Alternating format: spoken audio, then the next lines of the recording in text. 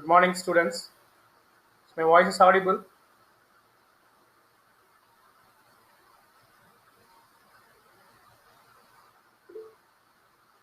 Thank you. Thanks for the acknowledgement.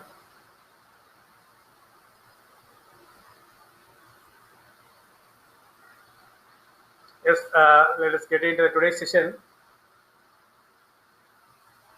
I think even for today, there won't be any MCQs for you to recap because already sufficient number of MCQs has been discussed for SOAP, UDDA, and WSDL while we are dealing WSDL and SOAP itself.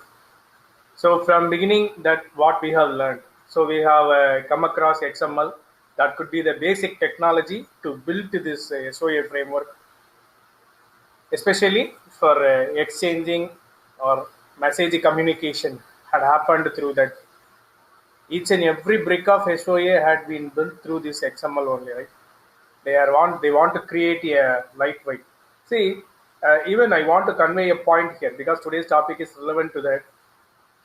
SOA is one of the software engineering approach because it is ready to depict about software design.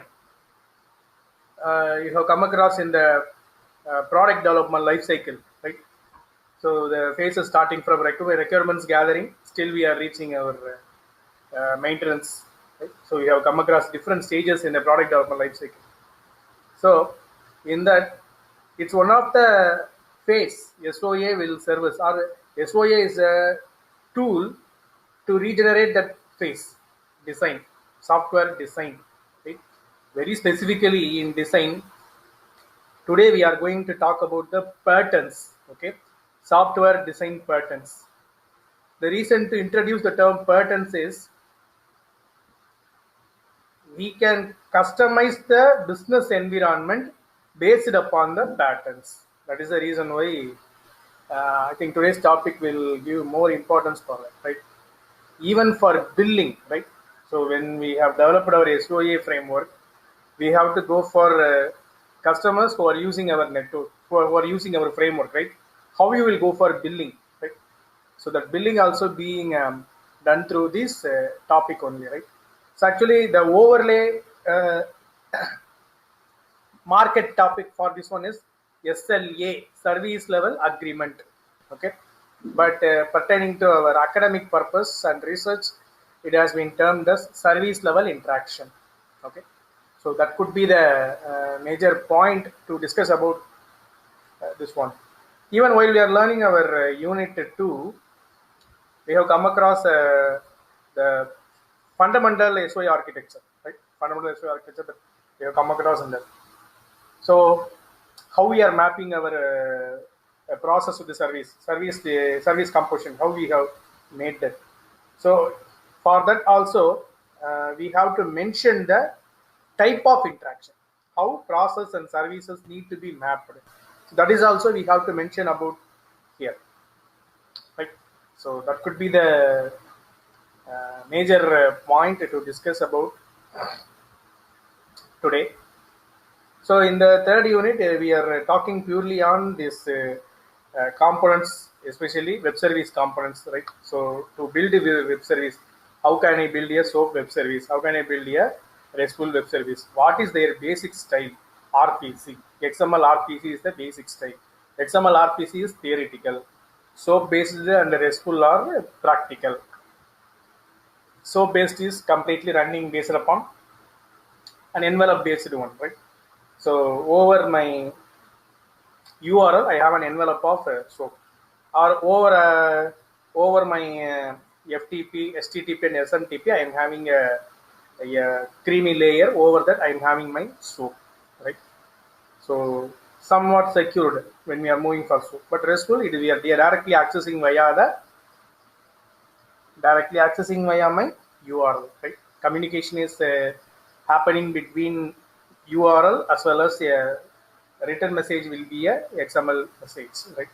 So, but pertaining to SOAP, both the request and response messages are framed based upon my XML messages only, right? So then we have come across about what are all the elements of our WSDL. So how these WSDL elements are mapped with my UDDA, what would be the functionality? So I need to register a service. I need to identify a service. I need to publish a service. I need to access a service. What are all the elements are necessary for that? How WSDL can be mapped with my UDDI, right? So these are all the things that we have discussed from the course inception till date, right? These are all things that we have seen. So at most we came to a place where the framework can be commercialized, right? So even one more category is that orchestration and choreography. We will deal it with the next session by Friday. So that's also be a part. After that only we have to go for commercializing our framework actually. But anyway, the topic had been come for you as the initial stage. So for that cases pertaining to the design patterns as well as when consumer is consuming the web service or when the web service is going to respond from the application environment, how these communications need to happen in the creamy layer, right? The lower layer will be handled through the necessity protocol SOAP, right? So it will handle over that. How these SOAP need to react, okay? How these SOAP need to behave, that can be customized because SOAP is being layered over FTP, HTTP, and SMTP, right? So I can customize those application layer protocols through my programming. That is the reason why here they want to give you some patterns such a way using that patterns only that we could be able to restrict our services to communicate and consume, right? How can I communicate and consume, right? So how can I give that? Because for example, if you are going to run a servlet in your web server, how many number of threads can access simultaneously? That's a $1 billion question always. How many number of threads? Right. So normally the threads range will be 0 to 65535. This could be the maximum number of threads. So here two more factors will come to judges because load balancing regarding the hardware that what we are using. So if the capacity is not up to that limit, ultimately it will hang. Right. So that could be the major criteria that we need to think of. But while we are going to run with web services, no need to think about all those things because that's the job of web service. We are not going to access the web server. We are going to access the web service, right? In turn, web service will access the application from the application server, right? From the application server. So no need to worry about all those things. So even nowadays, you no need to access web service. Access the microservice. In turn, it will call the corresponding web service, right? For example, a web service consists of number of services. So in that case, no need to access the complete web service. You are going to consider that it is a very big menu. You are going to access only one option. So in that case, no need to access the complete menu. Directly you can access that option, right? So likewise, microservices. That is the next generation of what do you call an intelligent web or semantic web. So in those cases that we have to discuss completely upon this type of architecture. For all these things, the fundamental and the topic that we need to understand over here is service level interaction, right? So that could be the brief context for today's session, right? So this could be the area. See, I want to convey that our entire 5 units are available here, right? In this diagram, our entire 5 units. It has taken from the textbook Elements of SOA by Razik. So such an interesting textbook. Might be a very old version, but I could able to find out some interesting features from this. Right? This block diagram will talk about all our 5 units as well as when you want to build a SOA framework. Already we have seen layer-wise diagram, right? This will be the next level of abstract diagram. So what are all the things that you need to work with pertaining to this unit, right? Pertaining to this third unit, what are all the things that you need to concentrate, right? You come for the term service, right? Contract, implementation, interface. This could be the cases that we need to concentrate, right? So business logic and data are nothing but that entire functionality. The functional requirements of the corresponding work has been implemented. For example, if it is a retail chain, supply management, how it is going to be. A multi-specialized hospital across India, for example, for Apollo. So how we are going to manage all those things. But such things will come under this implementation section. How these things are accessed across India or across globe. So in that cases, how we are going to work with. So those things are available in the service repository, right, for a specific application. And also here today I will extend you about service bus also, right? Bus is nothing but collection of services. Okay, repository will hold the services, but it could be like the another level of our UDDA, right? The next level of UDDA, disco file we have seen yesterday. From disco file we came for UDDA. What is next to UDDA? Because number of services are increased. How to manage that, right? So number of mobile numbers are increased. How to manage that? Likewise, it could be $1 million question for the people in the industry. Number of services are increased, right? I think you come to know about that. Even nowadays, 10th and plus 2 standards students are ready to create web apps and mobile apps using without coding. That people are building. The infrastructure has been improved, so people are building large number of mobile apps and web apps that can be accessed via my mobile environment. So in those cases, number of services are being increased. So how to manage between the services? Service bus will help for me that. Today we will see those topics also, right? So this could be the complete architecture of our SOA in the abstract level, right? So you can go for specific specialization also in these things, right? Even I could able to advise. I think if people are, I found some of the people are going for certifications. I found that through LinkedIn. You could able to go for some certifications relevant to this SOA pertaining to service level agreement. That is a key and trust area where people are expecting to make it, right? So here you have the chances to find out which type of, see, it could be like a consultant, right? Which type of pattern is service level communication pattern is suitable for your application. You can suggest to the vendor, okay? So for example, if you are working in a cloud service provider, so from the cloud service provider as a consultant, you can suggest towards the third party, the person who is going to come for registering the web service towards you. So this service, please store it in your cloud service environment and market for my cloud service environment and make my services to be consumed.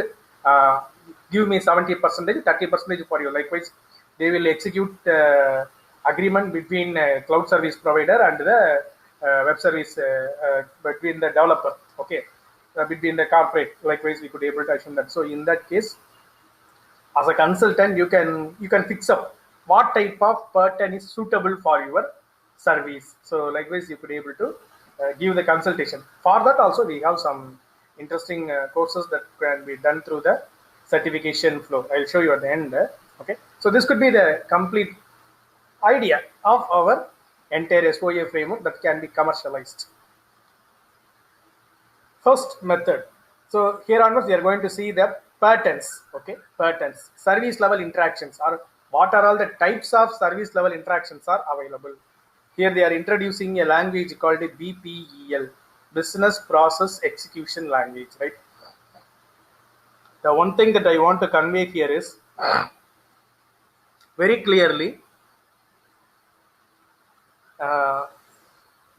service level agreement is nothing but that could be the mutual concern executed between the service provider and the person who have registered the web service, right? That is the case. Layer 1. Layer 2. How the consumer need to consume the registered web service. That could be monitored through this service level interaction or service level patterns, right? So these are all the different interaction patterns happening between them, right? Otherwise, even if we want to stretch it upon, how service decomposition need to happen in the SOA framework, that must be decided based upon this. Okay, and also I think tomorrow's session, by Friday session, I could able to show you how this BPEL is working. You can simulate the you can simulate, or you can design the blueprint for your process, service, logic. Okay, process, service, logic. These three things. Once you create the diagram for this, by default, it will generate you the code, right? So that much interesting BPEL is, right? So here you could able to see client and service are being communicated. It's purely one way, right? Client is accessing the service. For example, you could be able to assume the scenario and case studies. We will access the service. That's all. We will get the result. Okay, the result will be available in the service environment only. For example, it's a very interesting content. You could be able to check with a real-time scenario. I have registered my attendance. Right today, I have logged into the online class. By default, if you log in, we are having a Google Meet attendance. Once you logged in, your entry time, when you are going to leave, by default, the exit time also will be marked in the Google Meet attendance plugin. Right, that is a one-way message. So teacher is the service, client is the student. Once he or she logged in into the Meet, by default, the attendance will be recorded, the in time and the out time. Right. So that could be that could be the pattern of communication here, one-way message. Right. So that's the thing that they are going to mention about this here. Second one, synchronous interaction. Synchronous interaction. So synchronous means I think there could be a one-way communication, but it won't be parallel. Okay, that could be a one-way communication, won't be parallel. For example, in the IVRS environment, that you are going to book a ticket, or for your online gas booking through an IVRS number, you are going to book the content. So what you will do, first you will dial the number, next it will tell the menu, again you will post your option, again it will confirm your content. So this would be completely based upon synchronous interaction. So that could be the process that is being happened over here, right? So this is based upon client and the service level environment. But even this type of interaction that you could be able to happen between service to service, or here they are mentioning process to process. So that is also being that I could be able to run through with that. See, even here you could be able to see that BPL process will have receive and reply, right? So what does it mean? SOAP communication is going to be mentioned here indirectly, right? So how it need to happen, as well as I think in the yesterday's diagram, yesterday's orientation, you could be able to see that how communication is happening between consumer and provider, provider and web repository, web repository and the client, how they are web service repository, how they are communicating with each other. So the places that is being stretched upon purely oriented with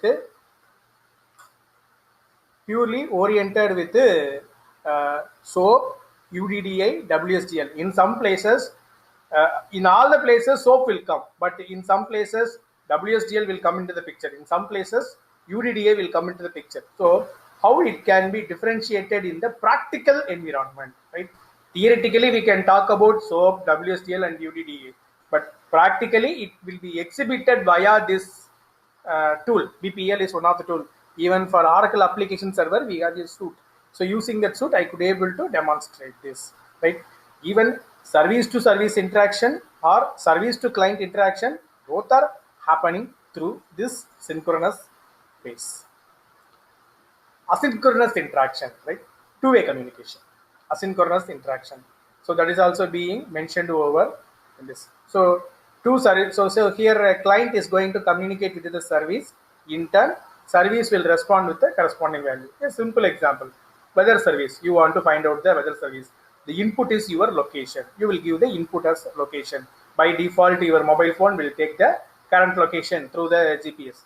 So by that, what it will convey? It will convey the current places weather report. What about the humidity, the hot or sunny, the temperature, what it would be, what would be the level of humidity in the air. So likewise, everything will be given as the output parameters for you through a response message, right? So two-way communication, asynchronous interaction.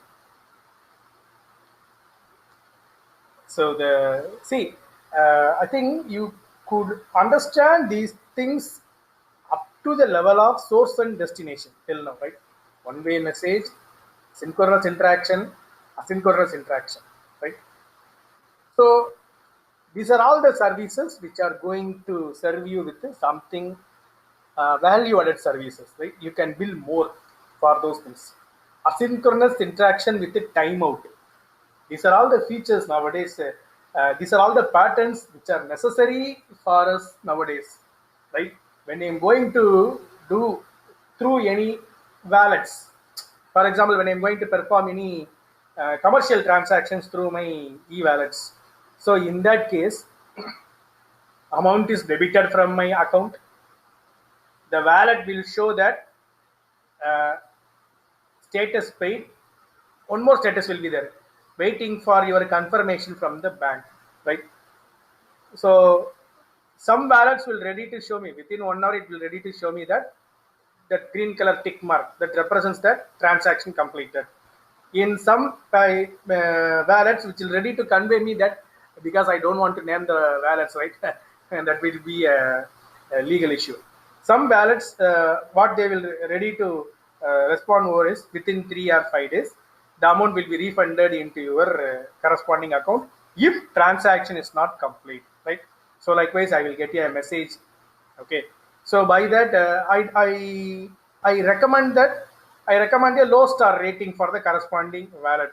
But fortunately, my transaction will be complete after 3 or 5 days. If you go and check your bank account, amount is debited and your transaction is also completed. But they could not be able to know what's happening in the middle, right? Source, destination, consumer and the vendor. Between the content, what is happening, the e-wallet web service, which is receiving input from the consumer, which is communicating with the vendor, in turn, which is communicating with the bank. On all these three places, it is ready to communicate. If any sort of delay has occurred, a propagation delay had occurred between any of these communications, how it will reflect, right? For that also, I can give my pattern, right? I can give my pattern if such a type of things, because we are increasing the customer experience, or if we want to say we are increasing the UX, user experience. It's not about only on UI, right? UX, that is also the reason field that you could able to concentrate more on designing such a type of user experience. So you can give the user, so you can sit back and relax. Don't worry about transactions, I will take care. That can be conveyed through proper messages if I am going to give the proper underlying layout for my communication environment, right? So that's what here people are ready to give you the first level asynchronous interaction with the timeout, right? So the client will access the service is provided to us, but unfortunately what's happening, the if I'm having the option within the particular time, if I have not received the message, what I need to respond, that has to be configured along with this timeout feature, right? So what should I do? Whether I need to call back the service again or I have to give any proper message, that can be configured with this pattern, asynchronous interaction with a timeout. Next, asynchronous interaction with a notification time. I think you can see these patterns in most of the things. I think people who are using bookmyshow.com, right? You could able to see within this timer you have to book the ticket, right? So that is what the pattern of communication happening between that. If you are booking from your mobile or if you are booking from the website, right? So Book My Show application will reside on a application server. Their website is nothing but the web service for you to access the application. Okay, so while you are going to access as a user, right, as a client, while you are going to access the service, so you will choose the show timing, you will choose the show timing, you will choose the number of seats. So everything, movie, everything has been over, and while you are going to confirm that, right, by providing your credentials, by confirming that, when you are going to start the payment, it will ready to tick for 7 minutes, right? I think so. 4 minutes to 7 minutes, I think it will remember, right? I think due to pandemic, we have not encountered into screen moving for theaters, so even I forget about that timings and duration. So 7 minutes, I think so. So within that time, I have to complete my transaction, right? So otherwise, what will happen? The service will be revoked. So that is also we can give you a modification for this, right? So that notification can be intimated completely through the transaction, right? So within the limit, that process need to be mapped with the client process or client to service communication, or service to client communication, or service to service communication. On all the places, the timer will be a common factor here. So such a type of pattern also I could able to provide, right? So this is also a pattern of enhancing user experience as well as from the consumer side. Okay, right? What about the advantage of introducing this service level pattern? You cannot recommend a pattern as it is for your application, right? You cannot recommend a pattern because what is it, the term of giving the notification time parallelly? For example, if you consider BookMyShow, how many corresponding service requests can be handled by the BookMyShow? Do you know that? Right. So that could be a very big thing. Depending upon the development environment, they have configured these many number of users can access the corresponding application at a time. They could have the limit, right? They could not able to cross over on that. So you have to find out that X value, how much users are going to configure, that can be divided by the number of application service requests. So depending upon that, that notification time will be informed to the all the communication happening parallelly from this time to this time. For example, I have started communicating with my service from 9:1, so it need to run for 9:8. Okay, so likewise, so for it will happen between even seconds also, right? For example, 9:1, 30 seconds I have consumed my transaction. Some other user 9:1, so 25 seconds from the time onwards he had consumed this transaction. So how you are going to give variation? Everything can be mapped with these types of service level interactive patterns, right? That you could able to provide with that.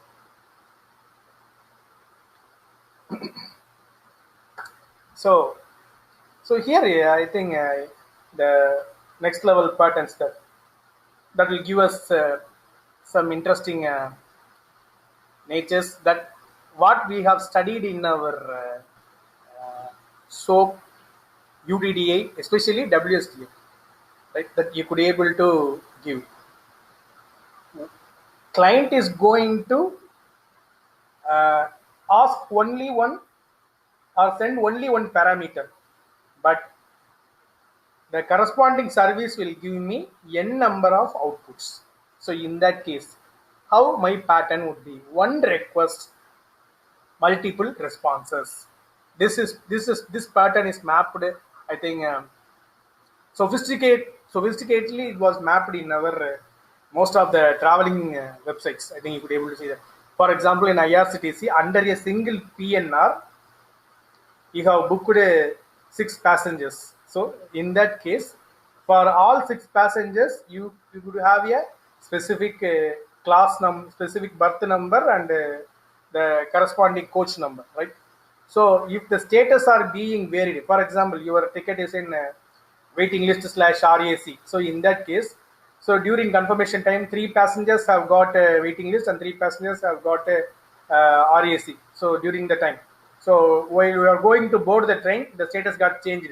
3 passengers have got confirmed tickets, 3 passengers have got a RAC. So in that cases, all those things will have different values. Assume that. So all the different values can be informed to the same mobile number only, what you have registered. So how this process can be mapped, how this interaction can be configured, that can be configured through my one request, multiple responses, right?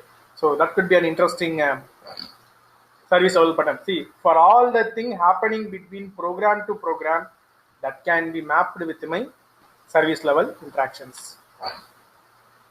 One request, one of 2 possible responses. So here they have customized with some specific project itself, right? So one request, one of 2 possible responses. So one of 2 possible responses. See, you have asked one question, but they have 2 answers. Any one of the answers can be supplied towards you. So that type of parameter specification has been mentioned over there, right? I think nowadays people are projecting with these concepts with a recommendation system also, which is the best option that we can supply for this customer. So in this place, people started inserting their recommender systems too, right? So such interesting pattern it is that you can look out. You have the scope to work with machine learning, right? Next pattern: one request, a mandatory response and an optional response, right? So they are ready to give you a mandatory answer as well as an optional answer when you are going to access this service. Okay. So the optional response will be a recommendation for you. Okay, you have booked your order through Amazon. Once you are going to complete the order, right, it will ask you, it will recommend you, see, your order is confirmed now. Along with this order, people who have purchased this project have purchased this one also. If you are going to combine with this combo offer, you will get a 20% reduction on the total bill. Likewise, you will get a optional response also over there, right? So such type of pattern also being commercialized here. Partial processing, right? So see, you can the client have the vigil to query anything from the service, but service will have the limitation to answer for only for limited contexts. If you ask 4 questions, it will ready to respond only for 2 questions or 1 question. That's all. That's what partial processing. It no need to respond for everything that has been invoked. Okay, so that's what partial processing, right? So partial processing that you could able to configure when we are going to work with some interesting services.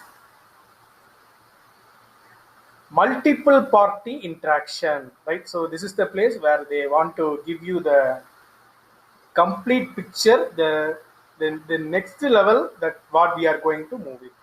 So here they are ready to give buyer, seller, shipper, right? So all those things being combined. So I think this could give you a practical idea about a commercial transaction, right? So seller will be a somewhere else. Shipper will be the person who is communicating between seller and buyer, right? So see that communication is happening between buyer and seller only, but there will be abstract layer shipper.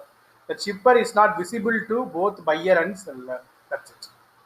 Okay, so that could be the major criteria here. If you want to hide, right, this is a platform that you could able to convey. See, the platform will be open for everyone, but the platform is not visible to everyone, right? You can do business, but you could not be able to find out what's happening for the thing. See, if you give the input, you will get the output. You don't know what's happening in the process service decomposition section. Who is doing working for you? What is the process is happening, or how the things are being transported from one place to other place. For example, how transportation. For example, I have ordered a product in some X from X website. So in that from X website, they have ordered to the retail facility, which is in Gujarat. From Gujarat, how it reached Chennai, I don't know how the process was happening, right? So everything will be abstract.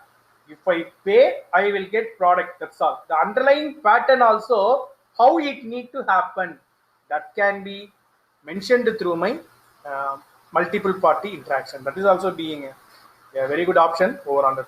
So this could be the case study website that I want to convey for you. All right. So I'll show you this section.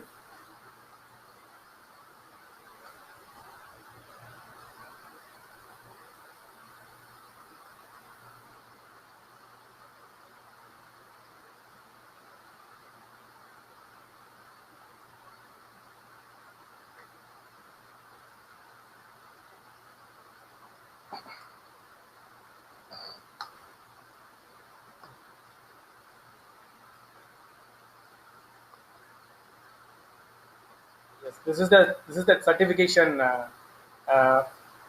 portal that you can go for only for patterns, right? So here they have customized the patterns. See that they have customized for e-commerce applications. You could able to see the type of pattern, foundational inventory pattern, right? So if you want to familiarize with this foundational inventory pattern, you must know some basic terminology related to inventory. That's enough. So by that, how can the SOA layers will be, right? What about the data normalization I have to perform on this? What could be my business logic that I need to rotate with that? So everything they will give you a complete, clear idea on this, right? So foundational inventory patterns. Next, when you come for logical inventory layer patterns, see, even they will give you specialization on the specific layers also, right?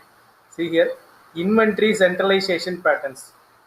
Inventory centralization patterns. So you can customize the patterns for your corresponding environment. Inventory implementation patterns, right? Inventory implementation, inventory governance. This could be the major pattern where most of the service providers are following this, right? Inventory governance. This inventory governance will vary from Amazon, Flipkart, right? So depending upon their environment, this industry governance will vary. See, foundational service pattern, right? How they are going to. This foundational service pattern will vary from Amazon, Flipkart, Swiggy, right? The service pattern will get to vary. Service implementation pattern, how practically the service will be launched in the field, right? So that is also they have given the thing. So even for security, they have introducing this pattern, service security patterns, right? So you could be able to run over on that. So this is the important thing. Service contract design. Till now we have come across varieties of service, right? See, varieties of patterns, right? So from that you could be able to decide which type of pattern that I need to employ. So that can be mentioned through this contract design patterns. Next, legacy encapsulation patterns, right? So how I am going to communicate with my payment gateway. So such type of things that can be given over through this encapsulation patterns. Service governance patterns. So the communication happening between services, how it needs to be. So everything can be mentioned through this pattern. Capability composition pattern. So what could be the major place of service decomposition that can be mentioned through this capability composition pattern, right? So how communication must be happening between the corresponding services, clients, and repositories, that can be done through service messaging pattern. That means I can customize my soap. I can customize my soap. That's what they have mentioned this, right? Composition implementation pattern. So again, service decomposition, they are talking about that. Service interaction security patterns. See, even if you are going to identify the type of interaction happening between the client, provider, and corresponding web repository, even you can, for the pattern, you can specify how security need to be imposed, right? So for example, you can employ a dual signature, right? So dual signature means communication will happen between all these three parties. Dual signature is one of the security mechanism, right? So otherwise you could go for some other types of different OTPs. For example, the OTP will be generated from the only from the satellite phone. So likewise, such type of security level patterns also being embossed here. Transformation patterns, right? So how service level transformation or data level transformation, how it need to happen, that can be mentioned over there. See, if I'm going to employ a RESTful web service, how that type of patterns need to be used in which places, that is also being mentioned over there, right? So compound patterns is nothing but overall for the entire service bus, what I can do for the corresponding web service environment. So that's the case that it's completely based upon. So if you want to drive through a service level interaction based certification, see that you are having a title as SOA architect, SOA analyst, right? So architect is nothing but who will decide, who will give consultant the corresponding pattern for the already designed SOA framework, right? So SOA analyst will give you only recommendations, that's all, right? But architect will give you the recommendation, along with that he will tell you the right pattern, how many levels of patterns that can be used, right? I think basically when we are going to use our commercial SOA framework, pattern 1 is purely based upon the upper level, right? How the client and service need to communicate.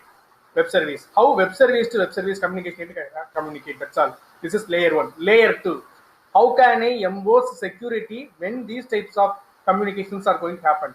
These two are basic levels.